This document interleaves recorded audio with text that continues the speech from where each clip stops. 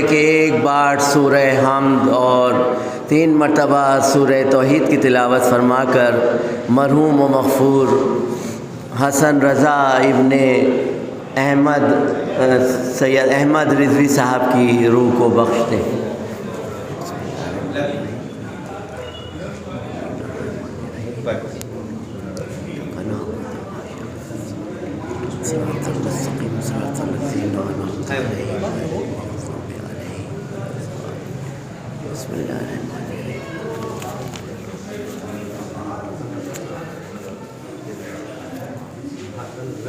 مومنین سے التماس ہے کہ جو حضرات باہر تشریف فرما ہیں اور کوئی معقول وجہ نہیں ہے وہ فرش اذاں پر تشریف لائیں، مجلس کا آغاز ہو چکا ہے۔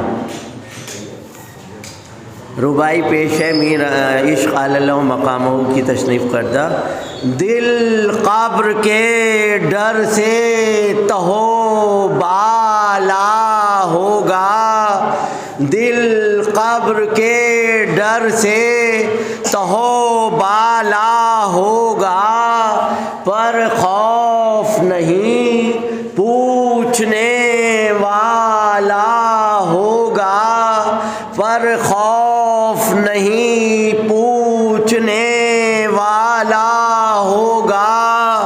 اور اے عشق علی آئیں گے مثل خورشید، اے عشق علی آئیں گے مثل خورشید، تربت کے اندھیرے میں اجالا ہوگا۔ ایک درود بھیجیے محمد والے محمد۔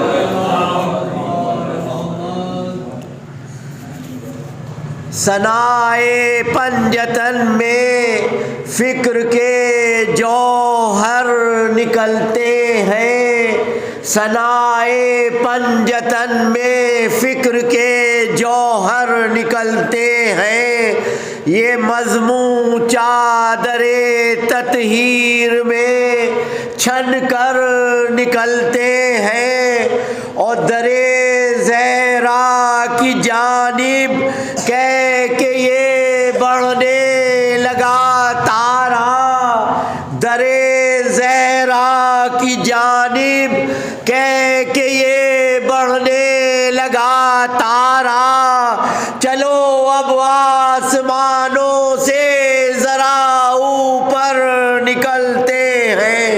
درود بھیجیے محمد والے محمد۔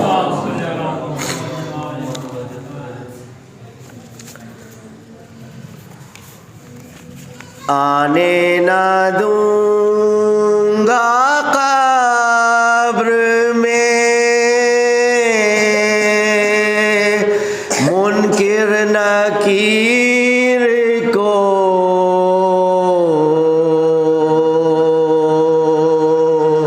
آنے نہ دوں گا قبر میں منکر نکیر کو، کہہ دوں گا صاف صاف مبشر بشیر کو، کہہ دوں گا صاف صاف مبشر بشیر کو،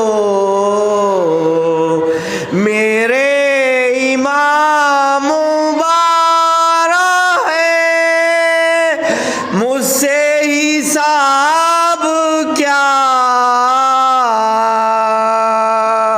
میرے امام مبارک ہے مجھ سے حساب کیا، جاتے ہو یا بلاؤں جناب امیر کو، آنے نہ دوں گا قبر میں۔ فاتحہ برائے شہدائے کربلا۔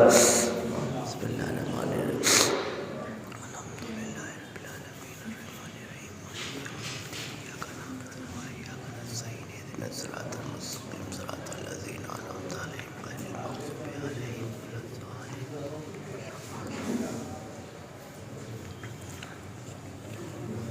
جب ہوئے بازوئے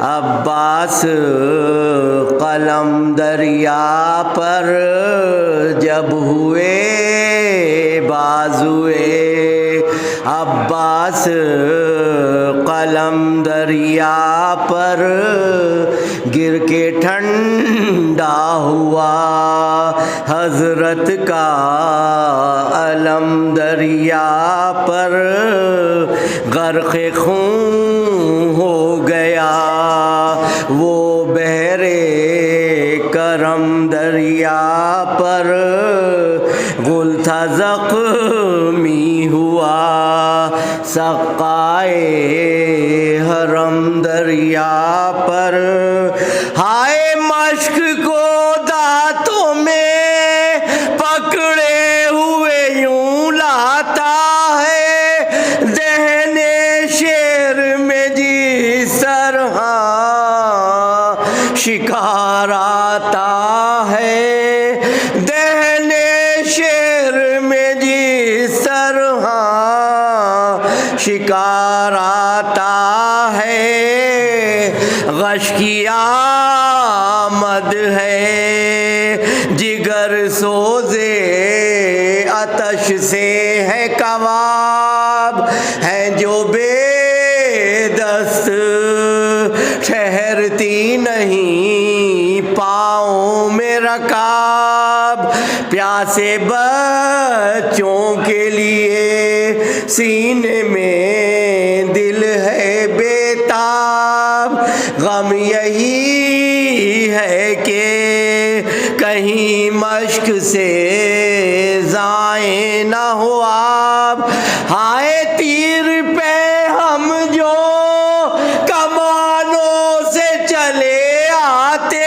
ہیں، یا علی کہتے ہیں اور مشک پر جھک جاتے ہیں، یا علی کہتے ہیں اور مشک پر جھک جاتے ہیں، اسب سے کہتے تھے عباس یہ با چشم پرآب، یہاں سے لے چل مجھے اے اسب وفادار شتاب، پیاسے ہوئیں گے جو سیراب تو ہوئے گا ثواب، کہیں ایسا نہ ہو ساری میری محنت تو خراب، ہائے کیا جانیے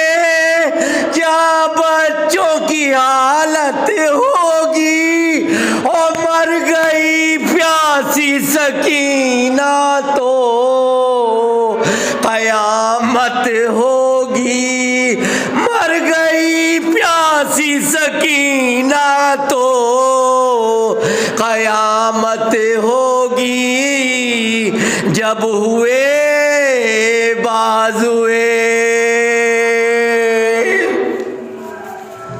اب میں بڑے ادب و احترام کے ساتھ مولانا موصوف قبلہ سے درخواست کرتا ہوں کہ وہ تشریف لائیں اور مجلس کو خطاب فرمائیں۔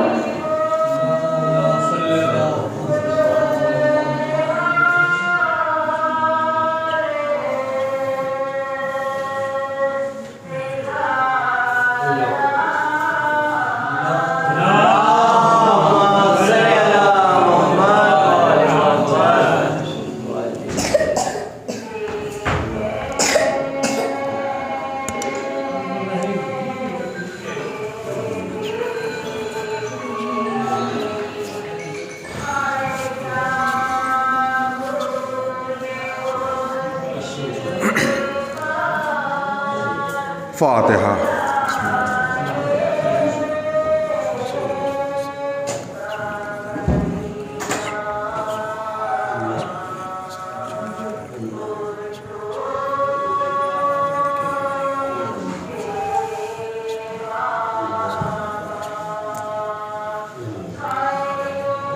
لا حول ولا قوة إلا بالله العلي العظيم. أعوذ بالله من الشيطان اللعين الرجيم. بسم الله الرحمن الرحيم. الحمد لله رب العالمين. اللهم إياك نعبد وإياك نستعين والعاقبة للمتقين والجنة للموحدين والنار للمعاندين. على أشرف الأنبياء والمرسلين سيدنا حبيب قلوبنا وطبيب نفوسنا أبي القاسم محمد. اللهم صل على محمد وعلى آل بيته الطيبين الطاهرين المعصومين المظلومين من يومنا هذا إلى قيام يوم الدين. أما بعد فقد قال الله سبحانه وتبارك وتعالى في القرآن المجيد وهو أصدق الصادقين وهو قوله الحق بالحق. بسم الله الرحمن الرحيم.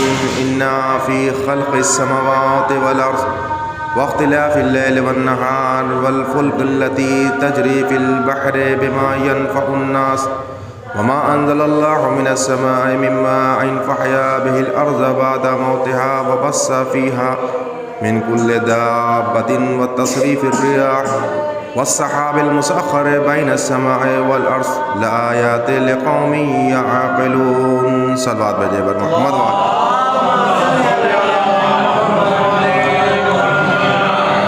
عزیزان گرامی محبان البیس وباران حضرت سید الشہداء علیہ السلام. جیسا کہ آپ حضرات کر رہے ہیں کہ ایک مرحوم کی سوئیوں کی مجلس ہے، تو اس کے کچھ عرض کروں. ایک مرتبہ سورہ الحم اور 3 مرتبہ سورہ اخلاص کی تلاوت فرما کر مرحوم مقبول جناب حسن رضا رضوی ابن سید احمد رضا رضوی صاحب کو رکوع سال فرما.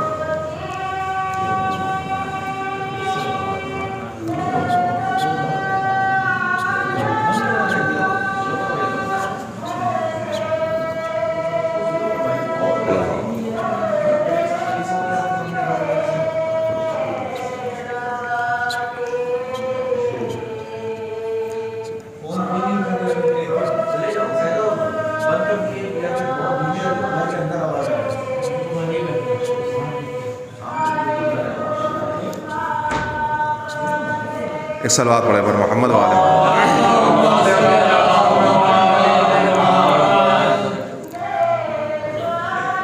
عزیزان گرامی محبان اہل بیت. چونکہ سال سوا کی مجلس ہے تو کسی کے ذمہ میں کچھ باتیں آپ کے درمیان میں عرض کرنا ہے. اور مال مجلس گریہ سید الشہداء علیہ السلام، مصائب سید الشہداء علیہ السلام. بہت تفصیلی گفتگو نہیں، چند باتیں آپ کے درمیان میں عرض کرنا ہے اور ختم مجلس ہے کہ اللہ نے اپنی کتاب میں ارشاد فرمایا ہے بسم اللہ الرحمن الرحیم انا فی خلق السماوات والارض. ایک بہت طویل آیت ہے اور مجھے ایک فقرے کو آپ کی طرف متوجہ کرانا ہے جس کا آخری فقرہ ہے لآیات لقوم یعقلون، کہ تمام کی تمام نشانیاں کن کے لیے ہیں؟ یعقلون، صاحبان عقل کے لیے.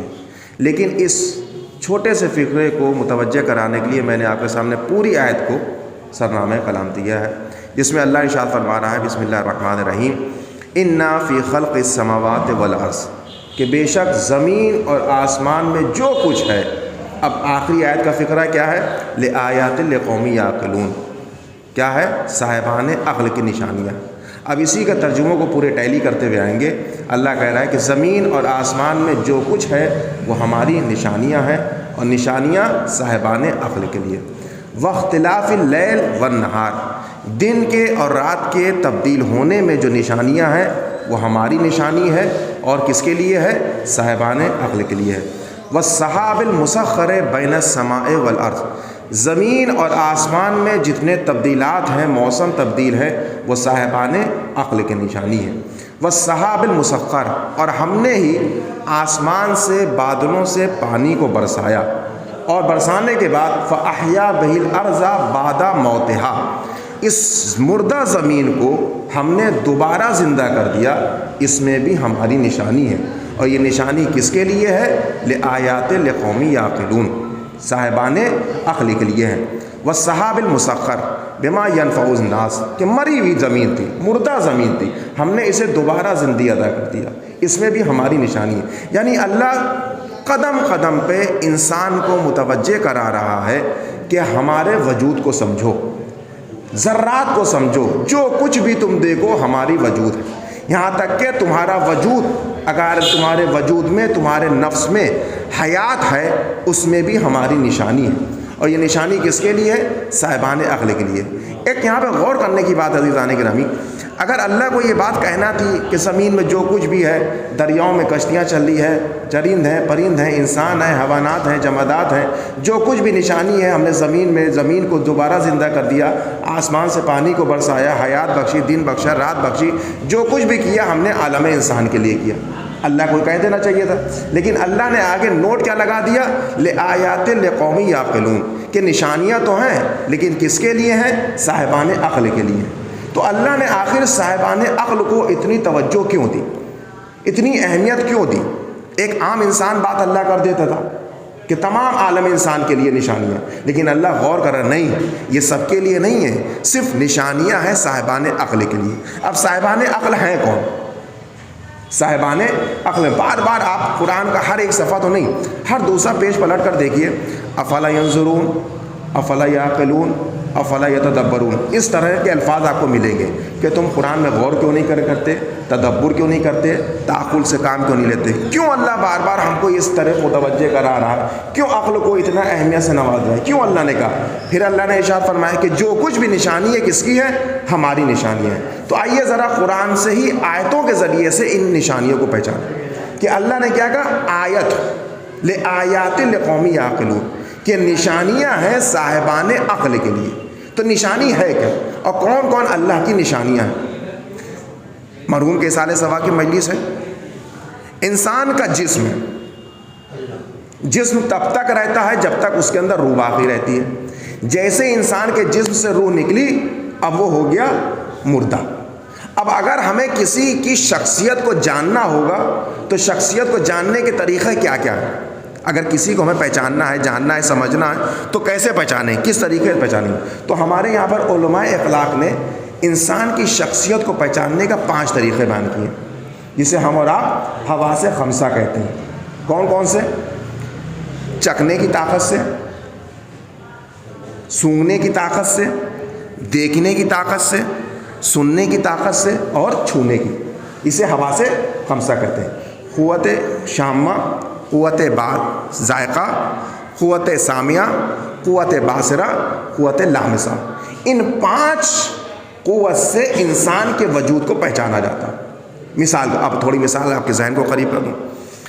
قوت شامہ کیا، کیسے پہچانیں گے؟ سونگ کے مثال کے طور پر آپ جو ہے گزر رہے ہیں کہیں راستے سے اور آپ کے بغل سے سائڈ سے کوئی ایک بہترین پرفیوم لگا کے گزرا. اب جیسے ہی آپ کے بغل سے گزرا آپ نے فوراً سونگھنے کی طاقت سے پہچانا، اوہو جنت الفردوس لگائے. تو یہ کیسے پہچانا آپ نے؟ سونگھنے کی طاقت سے. قوت شامہ ایک طاقت ہو گئی. آپ دسترخوان پہ بیٹھے ہیں، جیسے دسترخوان ہوگا آپ نے پہلا لقمہ لیا، زبان پہ رکھا، تو جیسے ہی زبان میں گیا آپ نے اف بہت اسپائسی ہے، بہت مرچا ہے، تیکھا بہت ہے، کھٹا ہے، نمک کم ہے. یہ کیسے پہچانا؟ قوت ذائقہ کے ذریعے سے. توجہ کریے گا دانے گرامی، قوت ذائقہ. آپ دکان پر گئے، آپ نے دکاندار سے کہا ذرا بہترین پیور کاٹن میں کپڑا دو. اس نے پوری تھان لگا دیا.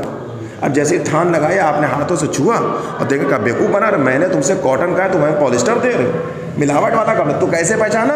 قوت لامسہ، چھونے کی طاقت سے. یہ 3 طاقت ہو گئی. یا اگر کسی کو انسان دیکھے تو جیسے ہی سامنے سے دیکھے گزرا، یہ فلاں کا بیٹا ہے، یہ فلاں کا پوتا ہے. کیسے پہچانا؟ قوت باصرہ سے. اب ایک قوت اور ہے. کون سی قوت؟ ذائقہ ہو گئی، شامہ ہو گئی، باصرہ ہو گئی، لامسہ ہو گئی. اب ایک طاقت آتی ہے، دیکھ بھی لیا کہ سامنے جا رہا، زبان سے چکھ بھی لیا کہ کھانا کیسا ہے، ہاتھ سے چھو کے بھی بتا دیا، سونگ کے بھی بتا دیا. اب ایک ہے قوت سامعہ. مثال کے طور پر بڑے بزرگ جو خطبہ و ذاکرین علماء ہیں، ان کی آواز آپ کے ذہنوں میں بسی ہوئی ہے. اگر آپ ان کو دیکھ نہیں رہے ہیں لیکن اگر ان کی مجلس کی آواز آپ کے کان میں جائے گی تو فوراً سن کے بتا دیں گے یہ فلاں ذاکر پڑھ رہا. فلاں عالم مجلس کہیں پڑھ رہا ہے. کیوں پہچانا؟ قوت سامعہ کی طاقت. تو 5 قوت کے ذریعے سے انسان کے وجود کو پہچانا جا رہا ہے. یا تو چھو کے پہچانے گا, یا تو دیکھ کر پہچانے گا, یا سونگ کر پہچانے گا, یا چکھ کر پہچانے گا, یا پھر دیکھ کر پہچانے گا.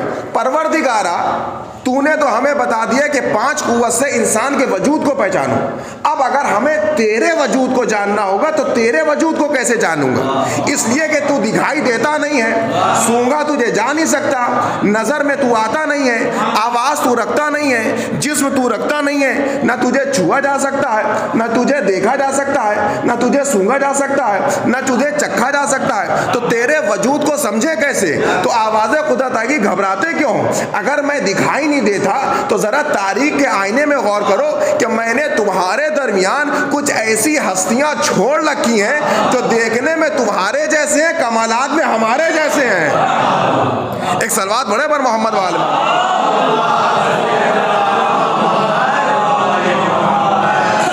کچھ ایسی ہستیاں ہیں جو میں نے ہی تمہارے درمیان میں چھوڑ رکھا, جو دیکھنے میں تمہارے وجود جیسی ہوں گی, چلنے میں تمہارے جیسے ہوں گے, اٹھنے بیٹھنے میں تمہارے جیسے ہوں گے, لیکن کمالات میں بالکل میرے جیسے ہوں گے. اب اگر ان کا چہرہ دیکھو گے تو تمہارا چہرہ نہیں ہوگا, کہلائے گا تمہارے جیسا, لیکن ہوگا چہرہ وجہ اللہ کا ہوگا. ہاتھ دیکھو گے تمہارے جیسے ہوگا, لیکن ہوگا ید اللہ کا چہرہ. تو ان شخصیت کے ذریعے سے انسان کے وجود کو پہچانا جاتا ہے. اب انسان بار بار متوجہ کرا رہا ہے کیا ہے کی طرف, لآیات لقوم یعقلون. تو آخر یہ نشانیاں ہیں کس کے لیے؟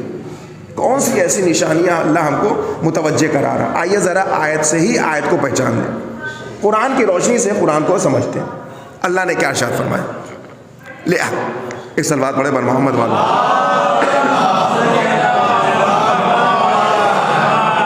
یہ تمام نشانیاں صاحبان عقل کے لیے. تو یہ آیت ہے کیا؟ آیت کیسے کی؟ آیت کا سب سے پہلا اور لفظی اور سب سے ظاہر ترجمہ نشانی. آیت کا مطلب نشانی. دوسرا ترجمہ کیا ہے آیت کا؟ ایک شے سے دوسری شے کا پتہ کر لینا, اسے بولتے ہیں آیت. کیا مطلب؟ ایک شے یہ ہے اور ایک شے یہ, اس کو دیکھا یہ سمجھ میں آ گیا, اس کو بولتے ہیں آیت. مثال سے بات کو واضح کر دوں. مثال کے طور پر جیسے ہم باہر نکلیں تو دیکھیں دھوپ نکلی ہوئی آج, تو جیسے ہی مسجد سے باہر نکلیں گے تو کسی حساب سے سوال کریں کہ میاں کیا آج سورج نکلا ہے کیا نہیں نکلا ہے؟ تو سامنے والا کیا کہے گا؟ عجیب بات کر رہے ہو, دھوپ دیکھ رہے ہو, کڑکڑاتی ہوئی دھوپ نکلی ہوئی ہے, اور سوال کر رہے ہو کہ سورج نکلا ہے کہ نہیں نکلا ہے. تو اس دھوپ کو دیکھ کر ہم نے کس کا اندازہ لگایا؟ سورج کا. یعنی سورج دھوپ کی ہو گئی آیت. دھوپ کو دیکھ کر سورج کا اندازہ لگا. یا دوسری مثال, میں اپنے گھر میں بیٹھا تھا, اتنے میں کال آئی, کہاں ہے مولانا صاحب؟ میں نے کہا گھر پہ. کہا ٹھیک ہے 5 منٹ بعد میں آپ کے گھر پر آ رہا ہوں. 5 منٹ گزرا, دخل الباب ہوا. تو میرا ذہن کہاں گیا کہ جس نے کہا تھا کہ 5 منٹ میں آ رہا ہوں, تو موجودہ شخص کا دخل الباب کرنا آیت بن گیا جو کہہ رہا تھا 5 منٹ میں آ رہا ہوں. تیسری مثال, یہ مائک لگا ہے. اب مجھے نہیں پتا اس مائک کی آواز کہاں کہاں جا رہی ہے. اس آیت, اس مائک کی آواز, مجلس کی آواز کہاں کہاں تک جا رہی ہے. اب جہاں تک جا رہی ہے, اب جو اس کی آواز کو سن رہا ہے تو وہ سمجھ رہا ہوگا کہ کہیں مجلس ہو رہی ہے.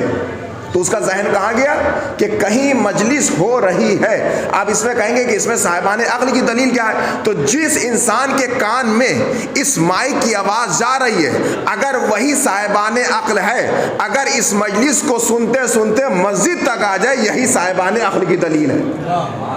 یہی صاحبان عقل کی دلیل ہے کہ مجلس کی آواز کو سنا اور سنتے سنتے مسجد تک آ جائے. تو یہ صاحبان عقل کی دلیل. تو آیت کی کتنا ترجمہ ہو گیا؟ ایک ترجمہ نشانی, دوسرا ترجمہ ایک شے سے دوسری شے کا پتہ کر لینا, اسے بولتے ہیں آیت. آج پوری دنیا میں ایک شور اٹھا ہے, بہت سے مذاہب ہیں, بہت طریقے کے لوگ ہیں, ہر طریقے کے لوگ ہیں. آیت کا ترجمہ یاد رکھیے کہ نشانی, اور دوسرا ترجمہ ایک شے سے دوسری شے کا پہچان لینا, اسے بولتے ہیں آیت. آئیے قرآن میں چلتے ہیں. پھر سورہ انعام, اللہ نے جناب ابراہیم کے لیے ارشاد فرمایا کیا؟ بسم اللہ الرحمن الرحیم.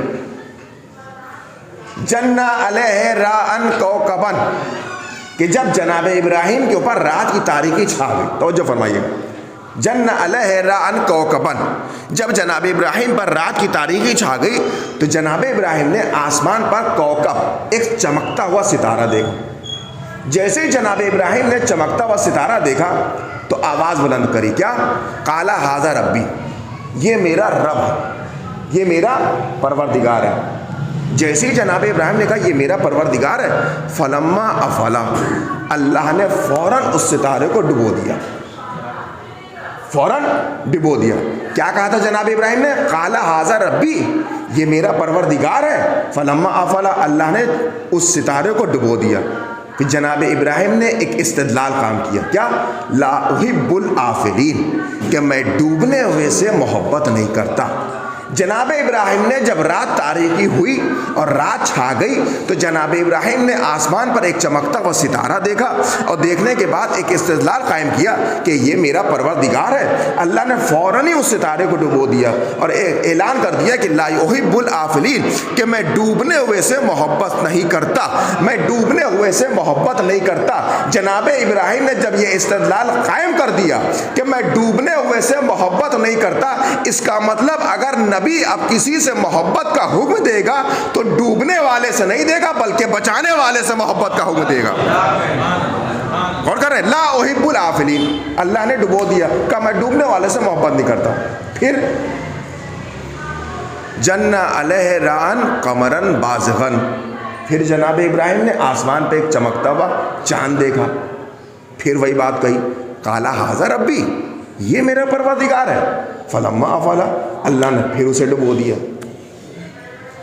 پھر جناب ابراہیم نے جن علیہ رأن بازغۃ شمسا، پھر جناب ابراہیم نے آسمان پر ایک جگمگاتا ہوا سورج دیکھا، پھر استدلال قائم کیا، قال ھذا ربی، یہ میرا پروردگار ہے۔ فلما افلت، اللہ نے اس سورج کو بھی ڈبو دیا۔ پہلے ستارہ دیکھا، کیا کہا؟ قال ھذا ربی، یہ میرا پروردگار، اللہ نے ڈبو دیا۔ پھر چاند دیکھا، کہا یہ میرا پروردگار، اللہ نے اسے بھی ڈبو دیا۔ پھر کیا کہا؟ فلما بازغ شمسن بازغتن، ایک چمچماتا ڈگمگاتا ہوا سورج دیکھا، اور ایک اور بات کہی، قال ھذا ربی، ارے یہ تو بہت بڑا ہے۔ فلما افلا، اللہ نے اسے بھی ڈبو دیا۔ سوال یہ پیدا ہوتا ہے، کیا جناب ابراہیم چاند کو، سورج کو، ستارے کو خدا مانتے تھے جو بار بار کہہ رہے قال ھذا ربی، قال ھذا ربی، قال ھذا ربی، یہ میرا پروردگار، یہ میرا پروردگار، یہ میرا پروردگار؟ کیا جناب ابراہیم چاند سورج کو خدا مانتے تھے؟ کہ نہیں، جناب ابراہیم چاند سورج اور ستارے کو خدا نہیں مانتے تھے۔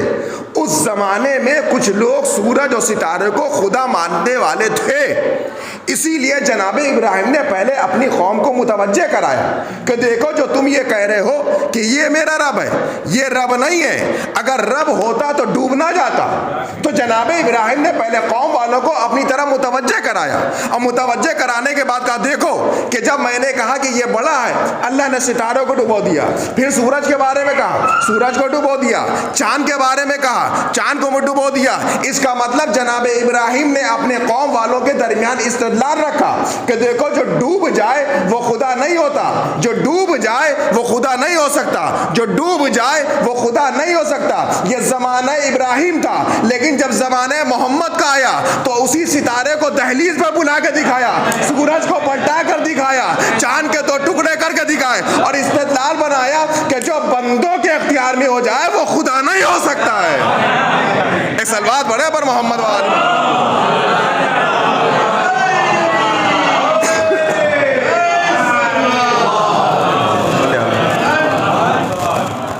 جو بندوں کے اختیار میں آ جائے وہ خدا نہیں ہو سکتا، اسی لیے اللہ نے بار بار سورج کو ڈبو کے دکھایا، چاند کو ڈبو کر دکھایا۔ ارے یہ تو ہمارا علی بھی کر لیتا، یہ کمالات تو ہمارے علی کے اندر بھی ہیں، اب خدا نہ سمجھ لینا۔ تو عزیزان گرامی، ایک چیز کو دیکھا جا رہا ہے اور دوسرے کو پہچانا جا رہا ہے، اسے بولتے ہیں آیت۔ ایک شے کو دیکھا، دوسری شے کو پہچانا۔ لیکن کچھ ایسے معاملات ہیں کہ جب لوگ یہ کہہ رہے ہیں کہ سورج تو اپنے آپ آ گیا، چاند اپنے آپ آ رہا، خدا ہی کوئی نہیں ہے۔ کچھ ایسے قوم والے ہیں، کچھ ایسے مذاہب ہیں جو خدا کو نہیں مانتے، جو کہتے ہیں دنیا اپنے آپ بنی ہے اور اپنے آپ فنا ہو جائے گی۔ کچھ ایسے لوگ بھی ہیں خدا کو بالکل انکار کر دیتے ہیں۔ منع کر دے رہے. کیوں؟ نہیں مانتے. دنیا اپنے آپ بنی ہے اور اپنے آپ فنا ہو جائے گی. ایک واقعہ ذہن میں آ گیا, توجہ فرمائیے گا. ایک دہریہ نے, بہت پرانا واقعہ نہیں ہے, 1446 ہجری چل رہی ہے, 750 ہجری کا زمانہ, یہ ابھی کا دور ہے. ایک دہریہ نے دعویٰ کیا کہ خدا اپنے, کوئی خدا نہیں ہے, دنیا اپنے آپ بنی ہے, وقت معینہ پہ ایک دن فنا ہو جائے گی. کوئی خدا, کوئی گاڈ, کوئی ایشور, کوئی بھگوان نہیں, اپنے آپ بنی ہے, اپنے آپ فنا ہو جائے گی. جب یہ اس کا دعویٰ عام ہوا تو بادشاہ کے دربار تک پہنچا. اب یہ ہوا کہ اس کے سوال کا جواب کون دے. تو بادشاہ نے اپنے وزیروں سے, سپاہیوں, سب سے کہا کسی کے پاس ہے جواب؟ کہا ہمارے پاس تو اس کا جواب نہیں ہے. کہا دیکھو, لیکن ایک شخص ہے جو وہ اس سوال کا جواب دے سکتا ہے. کہا کون؟ اس زمانے کے عالم کو پہچانا گیا. کون؟ بہت اچھا نام آپ جانتے, علامہ ہلی. بہت پرانے نہیں ہیں, 750 ہجری کا زمانہ ہے. علامہ ہلی, یہ جو علامہ کا لقب ہے آپ ہی سے چلا تھا. عراق میں ایک شہر ہے ہلا, وہیں کے رہنے والے تھے علامہ ہلی. جب یہ بات ان تک پہنچی تو انہوں نے کہا ٹھیک ہے, کوئی بات نہیں, دہریے کو دربار میں بلا لو, سوال کا جواب دے دیا جائے گا. مثال کے طور پر سنڈے کا دن معین کیا گیا اور کہا گیا کہ 9-10 بجے اسے بلا لینا, اس کا جواب دیا جائے گا. سنڈے کا دن آیا, مثال کے طور پر 10 بجے ٹائم دیا گیا. دہریہ 9 ہی بجے آ کے دربار میں بیٹھ گیا. اب جب پورے دربار والوں نے دیکھا وقت سے پہلے ہی دہریہ آ کے بیٹھ گیا, اپنے دعوے میں کتنا سچا, اس کا مطلب کوئی نہ کوئی ہو بات صحیح کہہ رہا. خیر چلو آنے دو, علامہ ہلی کو بھی انتظار ہوتا. 9 سے 10 گزرا, 10 سے 11, 11 سے 12, 12 سے 1, 1 سے 2, 2 سے 3, 3 سے 4, کئی گھنٹے گزر گئے, علامہ ہلی آئے نہیں. اب جب آئے نہیں تو ظاہر سی بات ہے معاملہ تو گڑبڑ ہو ہی گئی. کوئی کسی کا اگر کوئی ٹائم دے دے, وقت پہ دے دے, بہت زیادہ انتظار کرے گا, 1 گھنٹہ 2 گھنٹہ, اس سے زیادہ انتظار نہیں کرے گا, غصہ ہوگا اور واپس چل دے گا. لیکن اب وہاں پہ دہریہ اپنے بات پہ انجام, وہ یہ کہہ رہا ہے جب تک تم اپنی زبان سے کہہ نہیں دو گے بادشاہ تب تک میں ہلوں گا نہیں. یا تو کہہ دو کہ دنیا کسی نے نہیں بنائی, اپنے آپ بنی, اپنے آپ فنا ہو جائے گی, تب تک میں ہلوں گا نہیں. اب بادشاہ بھی پریشان, سپاہیوں سے کہا کیا بات ہے, کہاں ہے؟ سپاہیوں نے کہا ہمیں بھی نہیں پتا کہاں ہے, کہہ رہے کہ کہاں ہے, ابھی تک آیا نہیں. اب بہت پریشان, ایک مرتبہ دہریہ, بادشاہ سلامت, کہاں ہے تمہارا عالم, کہیں بھاگ گیا کیا؟ دیکھو میں تم سے کہہ رہا تھا کہ کوئی خدا نہیں ہے, دنیا اپنے آپ بنی ہے اور اپنے آپ فنا ہو جائے گی.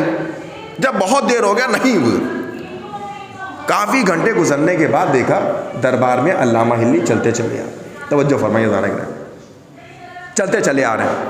جیسے دربار میں قدم رکھا بادشاہ نے تیش عالم میں کہا علامہ ہلی کہاں رہ گئے تھے, تم ہی نے وقت دیا تھا کہ 10 بجے تک آ جانا اور تم ہی لیٹ ہو گئے, کب سے انتظار کر رہے ہیں. بادشاہ سلامت تھوڑا صبر تو کریے, کیوں پریشان ہو گئے؟ ارے میری مجبوری سمجھیے, مجھے کیا ہوا تھا, کہاں رہ گئے تھے؟ کہا آپ کو پتہ ہی ہے کہ میرا گھر دریا کے اس پار ہے اور مجھے یہاں تک آنے کے لیے دریا کو پار کرنا پڑتا. بہت مشہور و معروف واقعہ ہے یہ تنظیم کی کتابوں میں بھی لکھا ہوا ہے. جیسے تو کہا ہاں کیا ہوا؟ کہا جیسے ہی میں اپنے گھر سے چلا اور مجھے اب دریا پار کر کے یہاں آنا پڑتا. جیسے ہی میں دریا کے پاس پہنچا وہاں کوئی تھا ہی نہیں.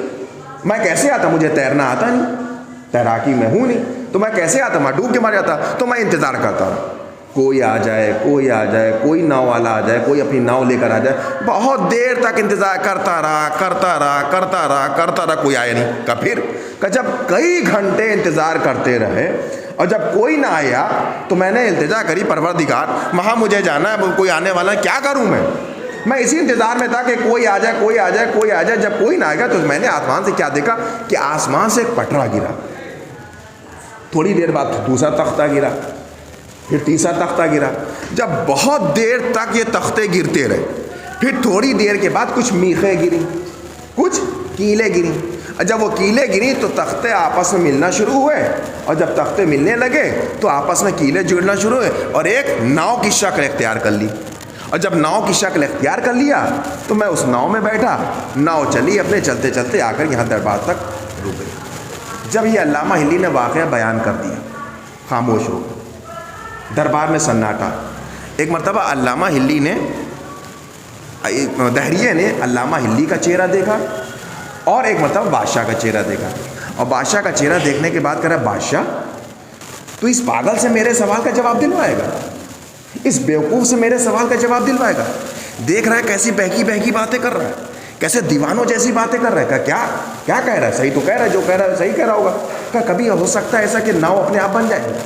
ایک مرتبہ دھیریہ کہ بھائی میں صحیح کہہ رہا ہوں، میں اپنے وقت سے پہلے نکلا تھا یہاں آنے کے لیے، لیکن جب مجھے کوئی ناؤ نہیں ملی، کوئی کشتی نہیں ملی، تو میں یہاں کہیں سے آتا؟ میں بہت دیر انتظار کرتا، میں صحیح بات کر رہا ہوں. آسمان سے ایک پٹرا گرا، دوسرا پٹرا گرا، تیسرا پٹرا گرا، پھر کیلیں گری، میخیں گری، آپس میں جڑنا شروع ہوئی اور ایک ناؤ کی شکل اختیار ہو کے میں بیٹھ کے تیرتا تیرتا یہاں کا سوال ہی نہیں پیدا ہو سکتا کہ میرے ساتھ ہوا ہے. ایک مرتبہ دھیریہ کا سوال ہی نہیں پیدا ہو سکتا کہ بغیر بنانے والے کے ناؤ بن سکتی ہے.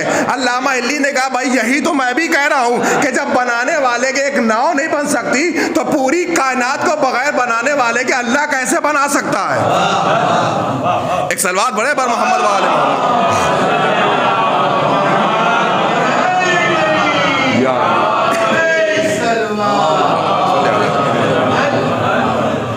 ایک ناؤ نہیں بن سکتی.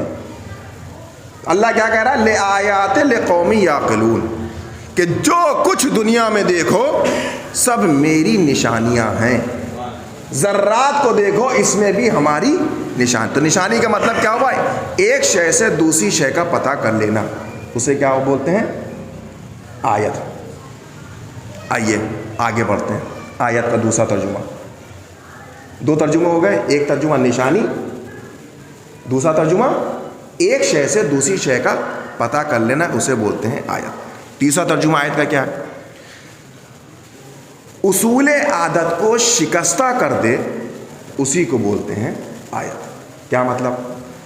مثال کے طور پر جو کام ہم روز روز روز روز کرتے ہیں، یہ عادت ہے ہماری. صبح اٹھے، بیدار ہوئے، فجر کی نماز پڑھی، فریش ہوئے، کھایا پیا، اپنے کام پہ چلے گئے. دوپہر میں آئے، کھانا کھایا، ظہر کی نماز پڑھی، پھر شام میں آئے، مغرب کی کھانا کھایا، سو گئے. یہ کیا ہے؟ روزانہ کی عادت. روزانہ کی عادت ہے. روزانہ کی جو عادت ٹوٹ جائے اسی کو آیت بولتے ہیں، اسی کو عادت بولتے ہیں. جب سے ہم دنیا میں آئے، شعور سنبھالا ہے، سورج مشرق سے نکلتا ہے، مغرب میں ڈوب جاتا ہے. چاند 1 تاریخ کو نکلتا ہے، عروج پہ پہنچتا ہے، 14ویں کا چاند ہوا، پھر دھیرے دھیرے کم ہوتے ہوتے ہوتے ہوتے 30 تک، پھر بالکل کم ہو جاتا ہے 1 تاریخ کو. پھر یہ ہے روزانہ کی عادت. پانی برستا ہے، ہوا چلتی ہے، یہ عادت ہے، یہ عادت ہے. وقت معینہ پہ سورج نکلا، جا کے ڈوب گیا. وقت معینہ پہ چاند نکلا، غروب ہو گیا. اسی کو عادت بولتے ہیں. اگر یہی عادت ٹوٹ جائے اس کو بولتے ہیں آیت.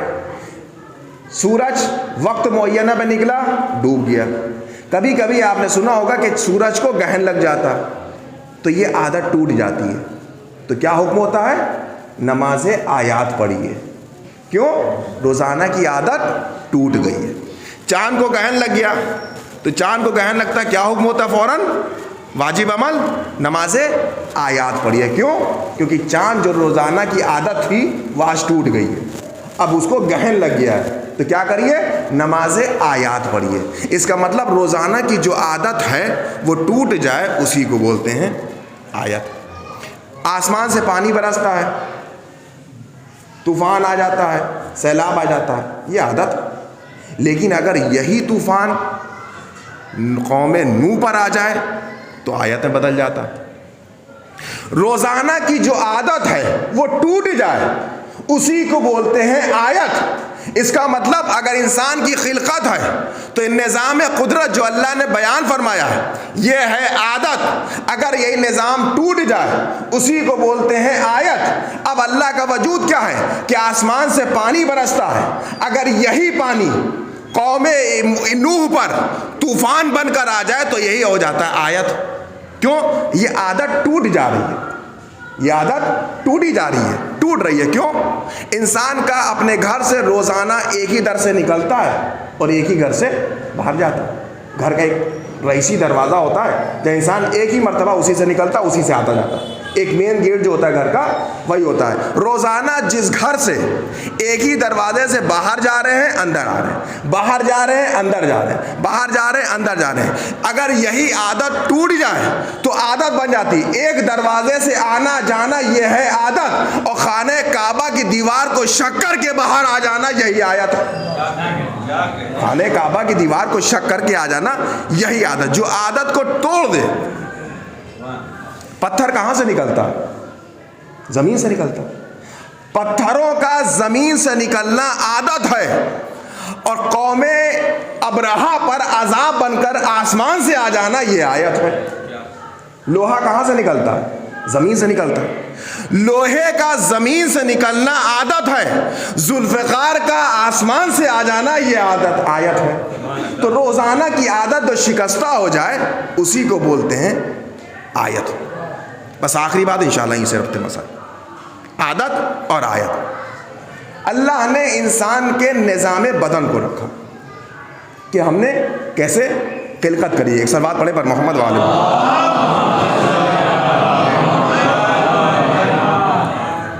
نظام خلقت کو اللہ نے قرآن میں ارشاد فرمایا. سورہ انعام بسم اللہ الرحمن الرحیم. خلق الانسان من نطفۃ فاذا هو خصیم مبین. پہلے تو اللہ نے انسان کے بارے میں بیان فرمایا کہ دیکھو انسان کو ہم نے کس طریقے سے پیدا کیا, کس نطفے سے, خاص نطفے سے پیدا کیا. پھر آگے ارشاد فرمایا وَضَرَبَ لَنَا مَثَلًا وَنَسِيَ خَلْقَهُ قَالَ مَن يُحْيِي الْعِظَامَ وَهِيَ رَمِيمٌ. ہم نے جب انسان کو ایک خاص نطفے سے پیدا کیا ہے, جب یہی انسان ایک عروج پہ پہنچ جاتا ہے تو میرے ہی مقابلے میں آ کر کھڑا ہو جاتا ہے, ہم سے ہی لڑتا جھگڑتا ہے. اور کس بارے میں لڑتا جھگڑتا ہے؟ وہ یہ کہتا ہے کہ کیسے ممکن ہے کہ جب انسان ایک مرتبہ مر جائے دوبارہ زندہ ہو جائے, کیسے ممکن ہے؟ یہی انسان میرے مقابلے میں کھڑا ہو جا رہا ہے. تو اللہ نے کیا ارشاد فرمایا قُلْ يُحْيِي الَّذِي أَنشَأَ أَوَّلَ مَرَّةٍ وَهُوَ بِخَلْقٍ عَلِيمٌ. محمد آپ ان سے کہہ دیے کہ جس طریقے سے ہم نے تمہیں پہلی مرتبہ زندگی دی ہے اسی طریقے سے دوبارہ زندگی دیں گے. پہلی مرتبہ زندگی دینا مشکل تھا, لیکن دوبارہ مار کا زندہ کر دینا یہ بڑا آسان کام. ان سے کہہ دیے کہ دوبارہ زندہ. اچھا ایک بات آ گئی تو سنتے چلیے. اللہ نے انسان کیا کہا کہ دوبارہ زندہ کرے گا, ہر انسان کو دوبارہ زندہ ہوگا. جناب عزیر نبی گزرے ہیں, قرآن میں ذکر ہے, راستے سے گزر رہے تھے, دیکھا پوری بستی ڈھائی گئی تھی, مری پڑی ہوئی تھی. اللہ نے کہا جناب عزیر نے کہا پروردگار اب ان کو دوبارہ کیسے زندہ کرے گا.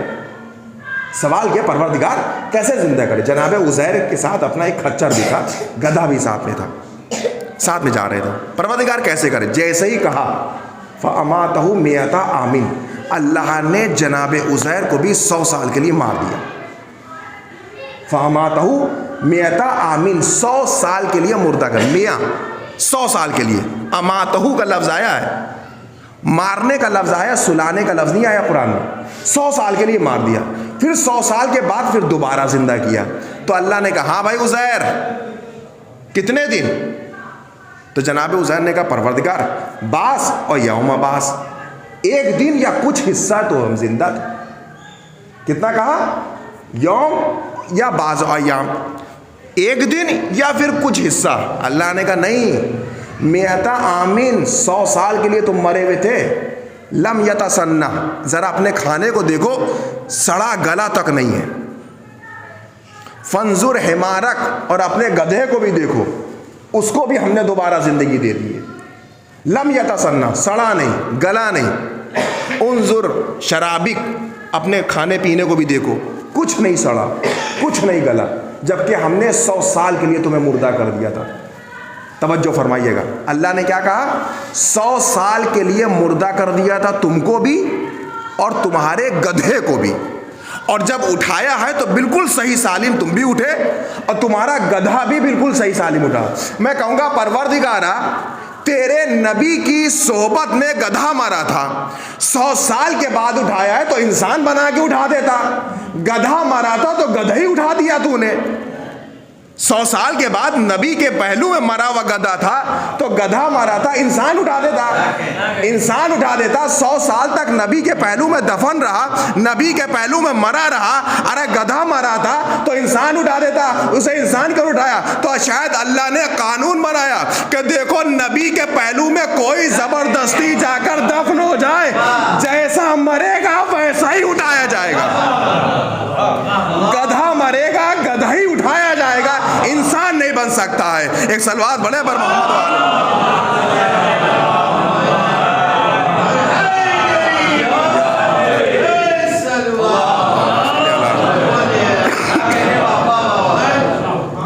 نبی کے پہلو میں جو جیسا جائے گا ویسے اٹھا دے گا. یہ سوچ کے نہ جائے کہ نبی کے پہلو میں تو بچ جائیں گے، نہیں، جیسے جاؤ گے ویسے اٹھا جاؤ گے. گدھا مارا تھا تو گدھا ہی اٹھایا جائے گا، اب وہ انسان نہیں بن سکتا. تو عزیزان گرامی، تو اللہ نظام خلقت کو بیان کر رہا ہے. تو کہا کہ کیسے پیدا کرے گا دوبارہ. تو اللہ نے اب انسان کے نظام بدن کو کھل کے ذہن میں رکھیے گا. ایک شے سے پہچان لینا آیت کا ترجمہ. دوسرا کیا تھا؟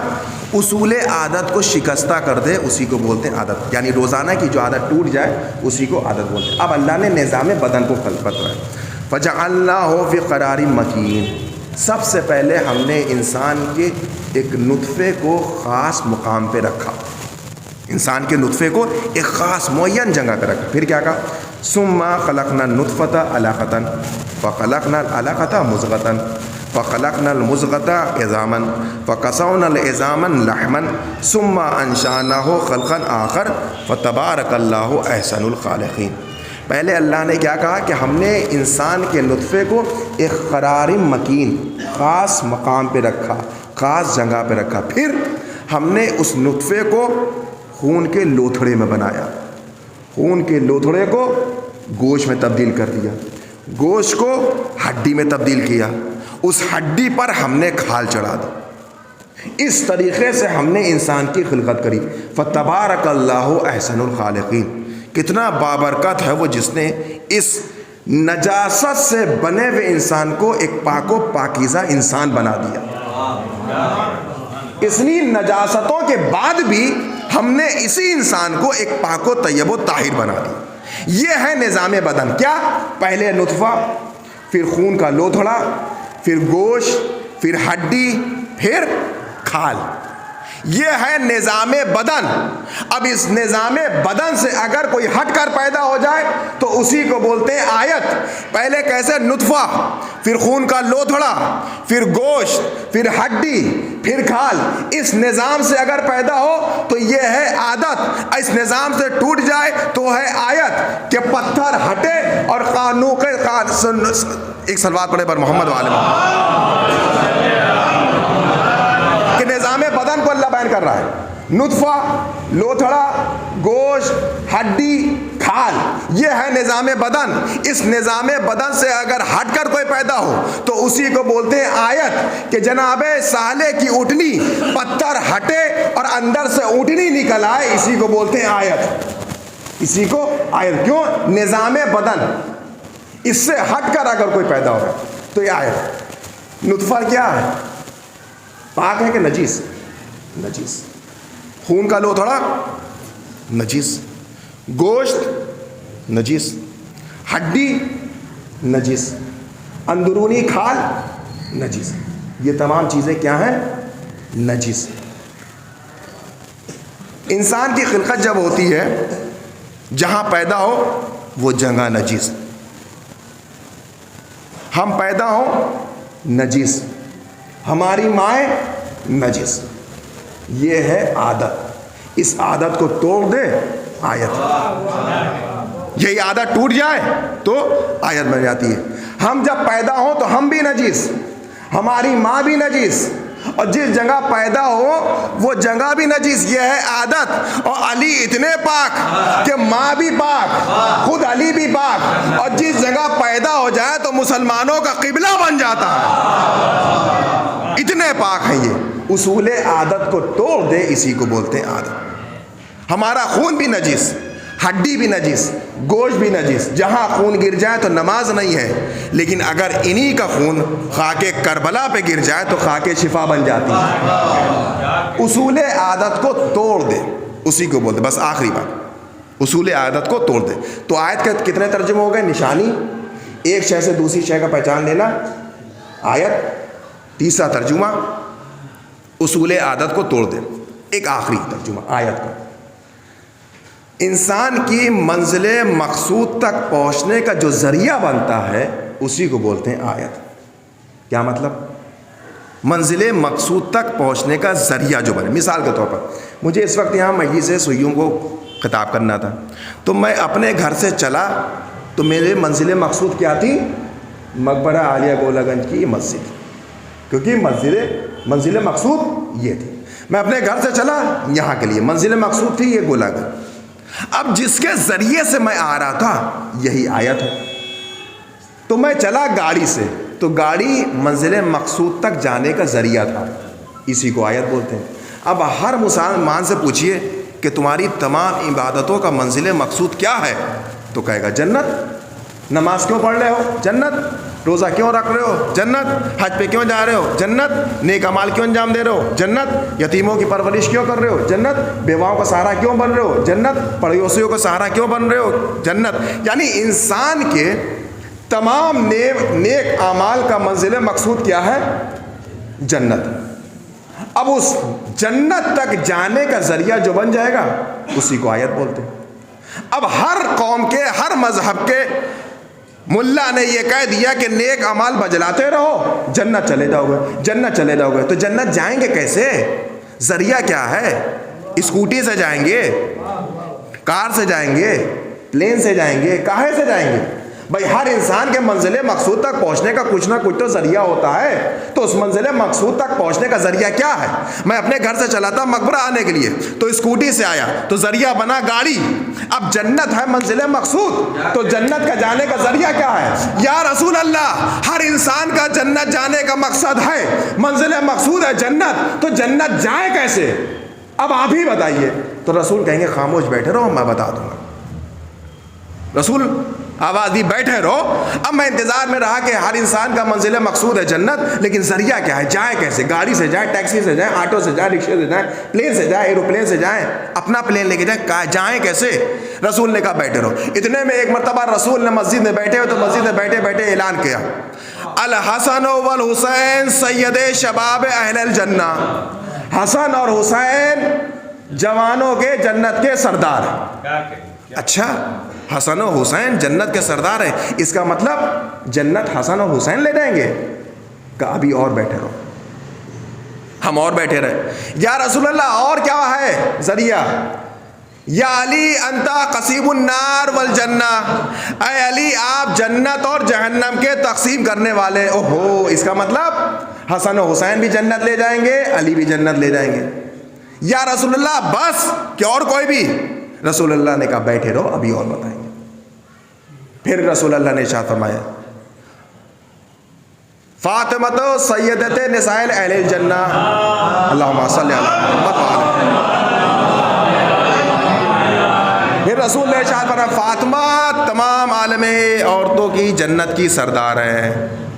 اس کا مطلب ہر انسان کے، مسلمانوں کا منزل مقصود جنت، اس منزل مقصود تک جانے کا ذریعہ حسن، حسین، علی، فاطمہ، خود رسول۔ اس کا مطلب پنجتن بن گئے جنت جانے کا ذریعہ۔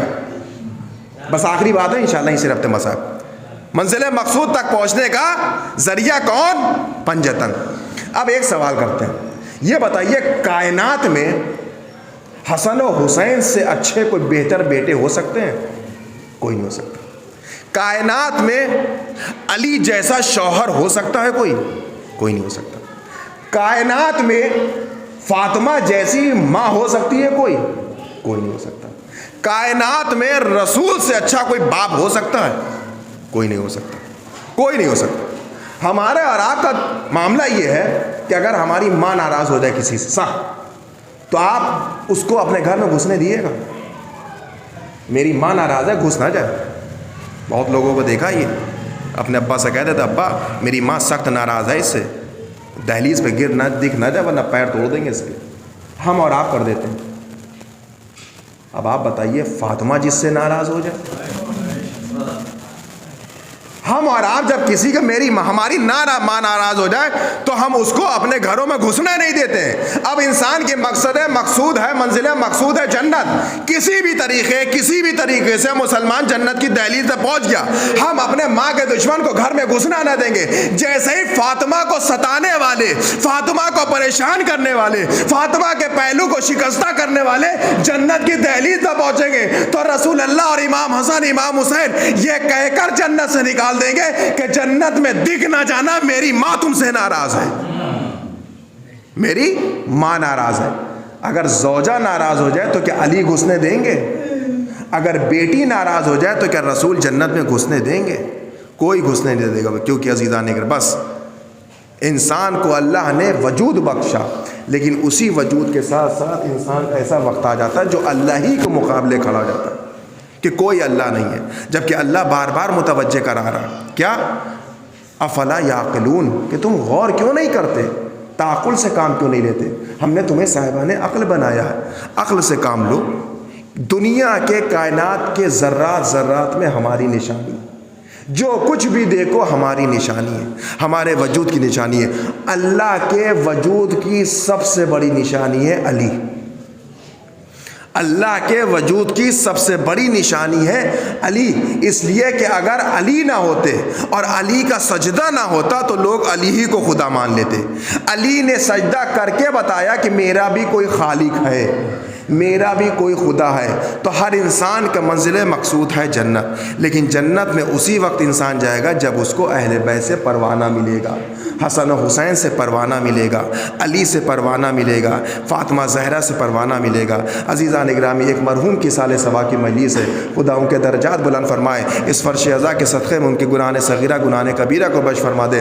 عزیزان اکرامی, کتنا مظلوم ہے وہ حسین جو کربلا کے میدان میں جب یکو تنہا کربلا میں کھڑا ہوا ہے اور کرنے کے بعد ایک آواز استغاثہ بلند کرتا ہے کہ حل من ناصر ینصرنا, کون ہے جو میری مدد کو آئے, کون ہے جو میری نصرت کرنے کو آئے. جب کوئی نہ آیا تو امام حسین خیمے کے اندر آئے اور آنے کے بعد تمام بیویوں کو اکٹھا کیا. زینب میرا آخری سلام لے لو, رقیہ میرا آخری سلام لے لو, سکینہ میرا آخری سلام لے لو. زینب تمام بیویوں کو جب رخصت آخر کر دیا, ابھی حسین خیمے سے باہر نکلے ہی تھے کہ کیا دیکھا کہ ایک ننھی سی سکینہ ہے جو حسین کے قدموں سے لپٹی ہوئی ہے. کہا بابا میدان میں جو بھی گیا وہ واپس نہیں آیا. بابا میں آپ کو روک نہیں رہی ہوں جانے کے لیے, بابا آپ بالکل جائیے, لیکن بابا جاتے جاتے ایک بار مجھے اپنے سینے پر سلا لیجئے.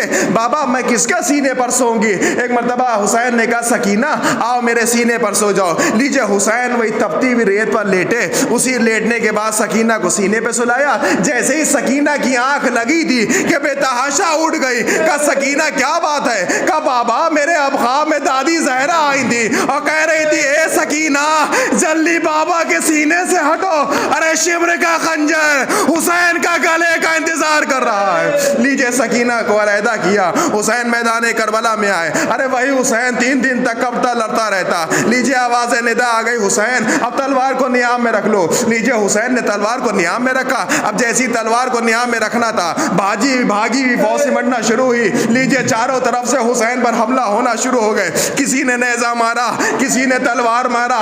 ارے جس کے پاس کچھ نہ تھا اس نے حسین کے اوپر پتھر برسانا شروع کر دیا. لیجئے حسین زمین کربلا پہ تشریف لائے.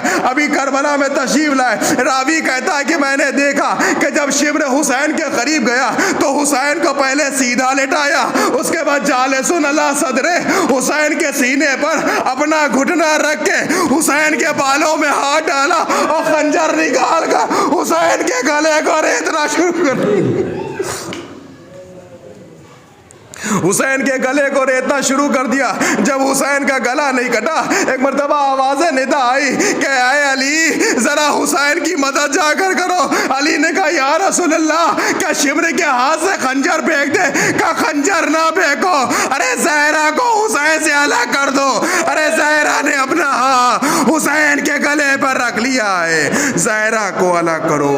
آواز ندا گوزی الا قتل الحسین بے کربلا, الا ذبح الحسین بے کربلا, انا للہ و انا الیہ راجعون, رضم بقضائہ و تسلیما لامرہ. پروردگارہ تجھے واسطہ محمد والے محمد کا ہماری سزا کو قبول فرما۔ پروردگارہ تجھے واسطہ محمد والے محمد کے اس فرش ازا کے صدقے میں مرحوم کے جتنے بھی گناہ صغیرہ گناہ کبیرہ ان کو بخش فرما دینا۔ پروردگار ان کو جوار معصومین میں جگہ عنایت فرما۔ میرے معبود تیرے بارگاہ میں بالخصوص دعا یہ ہے کہ جتنے بھی حاضرین یہاں بیٹھے ہیں ان کی تمام دلی حاجات کو پورا فرما دینا۔ پروردگار ہم بہت محتاج ہیں، ہم بہت گنہگار ہیں، ہمارے گناہوں کو بخش فرما دینا۔ پروردگار بالخصوص تیری بارگاہ میں دعا یہ ہم سب کو زیارت ائمہ سے مشرف فرما، اور بالخصوص دعا یہ ہے کہ جناب زہرا کے روضے کی جلد از جلد تعمیر فرما، اور اے ہمارے امام کے زمانے میں ظہور میں تعجیل فرما۔ حضرات ایک مرتبہ سورہ الحم اور 3 مرتبہ سورہ اخلاص کی تلاوت فرما کر مرحوم و مغفور جناب حسن رضا رضوی ابن سید احمد رضا رضوی صاحب کو روح ساتھ۔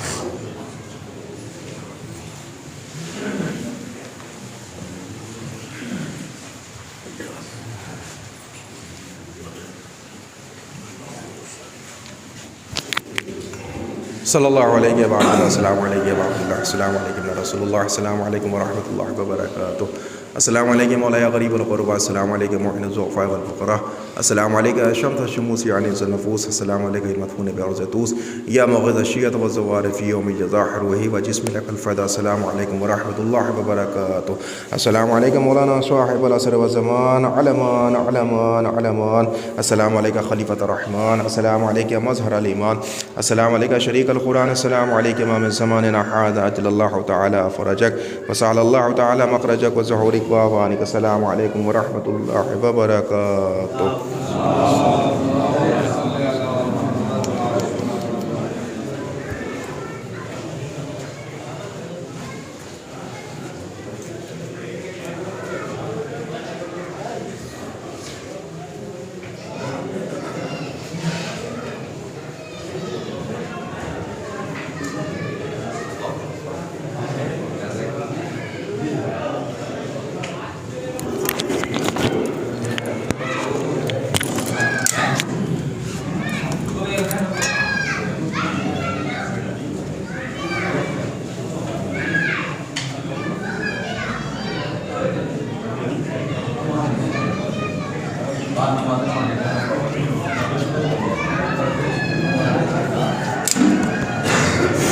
حضرات، آج شب میں نماز مغربین کے بعد اسی مسجد میں ایک محفل مقاصدہ کا انعقاد کیا گیا ہے۔ تمام